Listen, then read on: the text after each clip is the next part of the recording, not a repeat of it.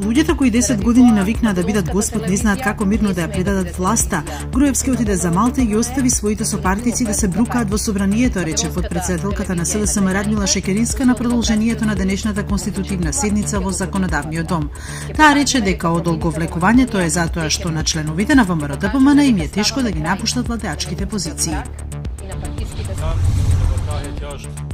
Движењето БЕСА соопшти дека нема да го поддржи Талат Џафери од ДУИ како кандидат за председател на собранието, предлог на СДСМ, ДУИ и Алијансата за албанците, бидејќи како што велат, таа е наметната и остануваат на нивниот предлог кандидат. Тие меѓу другото на Џафери му забележуваат за претходниот ангажман како министер во владата на Никола Груевски и го обвинуваат за сериозни случаи на корупција.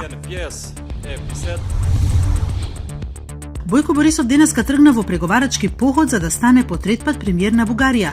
Неговата партија ГЕРБ вчера победи на предвремените парламентарни избори. Втора сила се политичките противници на ГЕРБ, социјалистите. Борисов започна контакти со националистичката партија Обединети патриоти, која е на третото место и е позната по непријателските ставови кон мигрантите, муслиманите и ромите.